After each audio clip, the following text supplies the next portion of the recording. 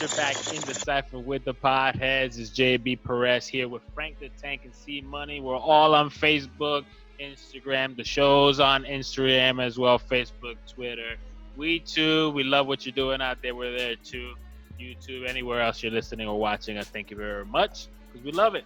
Want to keep the show moving. You guys know, if you're a fan, you know it's the third segment, and that's our segment where we bring you whatever the fuck we want to bring you. So today we're gonna do the drug screening. I'm gonna bring you the drug screening. So let's get right to it. Hit my music. Did you ever see Son of a Woman? Yup. You ever seen Son of a Woman on weed?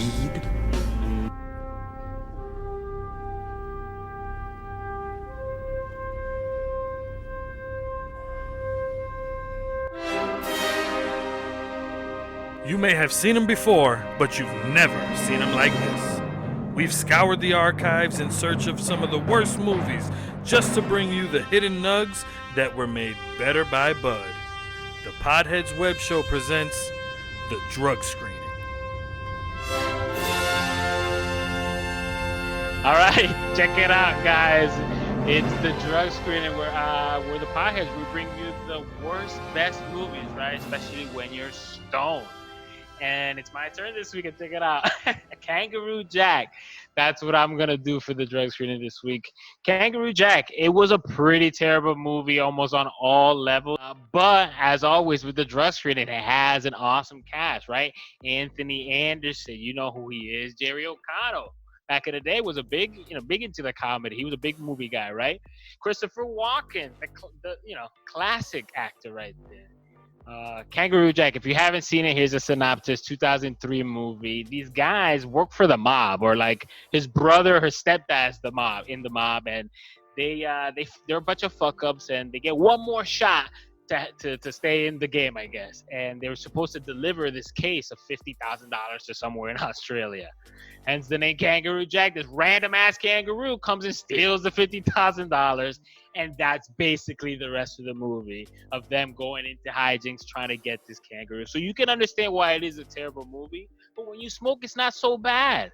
I mean, Anthony Anderson and Jerry O'Connell, they're pretty good together. Like they for a comedy duo, they're pretty good. But the kangaroo stuff, it kind of just kills it for me.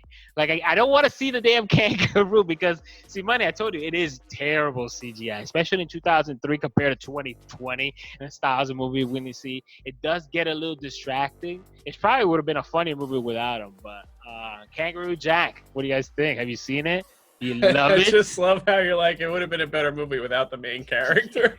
Well, he's not the main character. The kangaroo's not that. Maybe they should have called it. Well, just looking by the picture, is Louis he like and Charlie lose $50K to a kangaroo? Not the movies, because it's not about the kangaroo. Oh. You understand? The kangaroo comes in at these random ass stupid, and he does Kangaroo random. Jack. I get it. Okay. Sure, right? Not even that. I think his name is fucking Jack. Oh, so it wasn't even wordplay on Jack in the briefcase? What fucking Exactly. loser producers and directors? It's all kind of weird about it. It's not a movie about the kangaroo, and that may throw people off. But then if you're smoking, Christopher Walken does a good job. He's the stepdad in the mob, so there you go.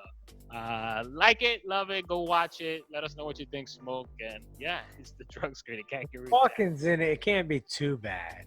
But I just never, the whole synopsis, kangaroo, people, heist, I just can't. No. A kangaroo's not gonna, maybe he will steal, but are you gonna? Don't tell me that Charlie and Louie, or two dummies from the mob, can track down this fucking kangaroo. Or they don't have guns on them. What mobster boss sends his henchmen to go pick up 50 G's large with no weapons? Deliver 50 G's and then get stolen by the damn kangaroo. Yeah. It's a tough to love, but again, Smoke, and it'll be good. Okay. All right, I'll give it a try. It's a drug screening. Why not? I got it. Drug screening, hashtag the drug screening, and we'll keep the show moving. See, Money, I think it's your turn, bro. Let us know what the hell burns your high, bro. Oh, I may add that to my list because it's ironic. I like the three of us couldn't have come up with a better movie than this asshole, whoever that director was. Yeah, we could have. And whatever budget, even if it wasn't a big budget, we could have come up with a better movie. It's very frustrating. So yeah, this isn't even the segment yet, so it'll be fun. Let's get right to it. This is what burns my high.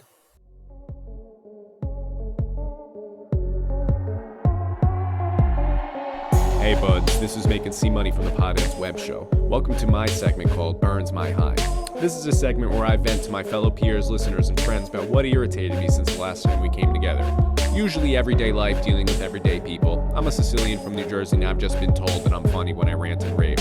So this is what bothered me since the last time I got together with you guys.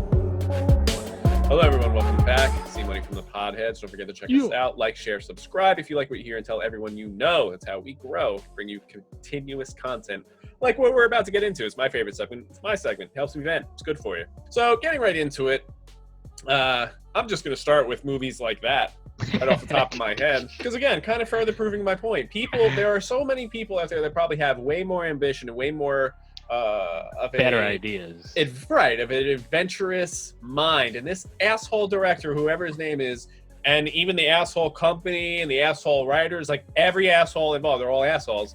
I don't understand, like, who at one point didn't say, should we just not do this movie? Or like JB said, should we take the kangaroo out even? Exactly. Maybe we should make Christopher Walken the guy that steals the case. Like, I wonder if anyone ever said that. Dave Chappelle's latest stand-up got 0 before they released it to the public. Let that sink in, and then it shot up to 99%.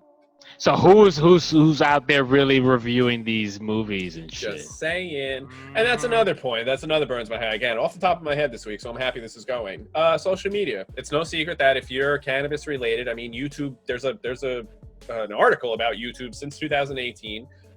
Saying, yeah, we were removing cannabis-related content. You can have, I can't imagine what else I could find on YouTube, but cannabis, not allowed. And, very frustrating.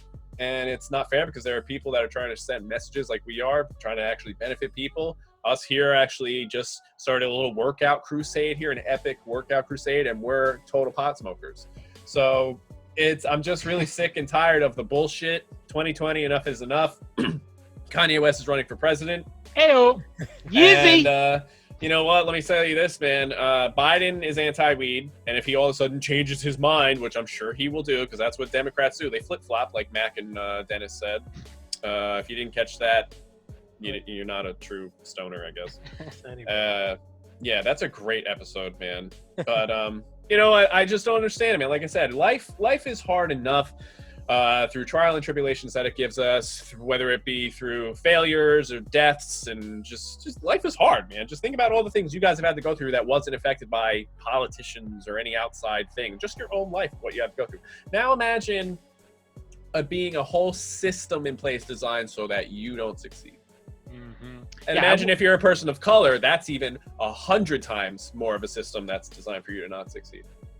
Totally burns my heart because you're absolutely right. Life is already hard. I wish I just, could trust my government into taking care of the important stuff, not me fighting my government or feeling I have to fight my government for the things that I feel shouldn't even have to be fought for. You understand?